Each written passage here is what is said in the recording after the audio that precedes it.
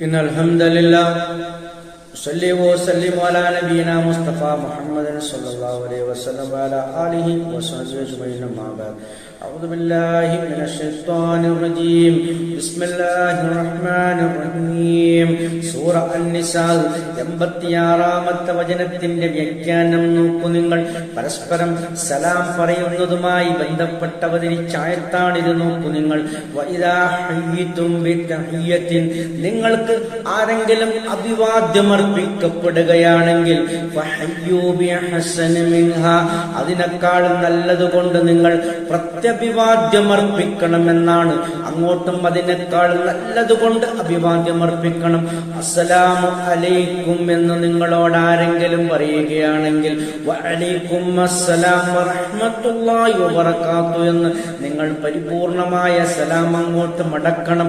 അതാണ് നിങ്ങൾക്ക് കൂടുതൽ ഉത്തമം പ്രതിഫലാർഹമെന്നാണ് അല്ലാഹു സുബ്ഹാനഹു വ തആല ഈ ആയത്തിൽ കൂടി നമുക്ക് പഠിപ്പിക്കുന്നത്. ഔ റുദ്ദൂഹ, അല്ലെങ്കിൽ അതിന് തുല്യമായതുകൊണ്ട് മടക്കണമെന്നാണ്. അതിന് തുല്യമായതുകൊണ്ട് മടക്കുകയാണെങ്കിൽ നമുക്ക് പ്രതിഫലം അതീ രൂപത്തിൽ ലഭിക്കുമെന്നല്ലാതെ കൂടുതൽ പ്രതിഫലാർഹമാകുകയില്ല അത് എന്നുമാണ് അതിന്റെ അർത്ഥം. പക്ഷേ മടക്കൽ നിർബന്ധമായതുകൊണ്ട് നാം അത് നിർവഹിക്കണമെന്നാണ് പറഞ്ഞതിന്റെ പൊരുൾ. ഇന്നല്ലാഹ, നിശ്ചയം അല്ലാഹു സുബ്ഹാനഹു വ തആല കാന അലാ കുല്ലി ഷൈഇൻ ഹസീബ, എല്ലാ കാര്യങ്ങളുടെയും കണക്ക് നോക്കുന്നവനാണ് അല്ലാഹു സുബ്ഹാനഹു വ തആല. നമ്മുടെ ചെറുതും വലുതുമായ എല്ലാ പ്രവർത്തനങ്ങളും കൃത്യമായി അല്ലാഹു സുബ്ഹാനഹു വ തആല രേഖപ്പെടുത്തി വെക്കുന്നുണ്ട്. തദർസുമായി അത് കൃത്യമായി വൻസഭയിൽ വെച്ചുകൊണ്ട് അതിന്റെ കണക്ക് അല്ലാഹു നോക്കുന്നതാണ്. എന്നിട്ടൊരിക്കലും കുറവ് വരാതെ, യാതൊരു അനീതിയുമില്ലാതെ, അക്രമവുമില്ലാതെ കൃത്യമായി നമുക്ക് അല്ലാഹു സുബ്ഹാനഹു വ തആല പൂർത്തീകരിച്ചു തരുമെന്നാണ് വിശുദ്ധ ഖുർആനിൽ നമുക്ക് പഠിപ്പിക്കപ്പെട്ടിരിക്കുന്നത്. നമ്മുടെ ഒരു സത്യവിശ്വാസിയുടെ ഒരു നന്മയും തന്നെ പാഴായി പോകുന്നതല്ല.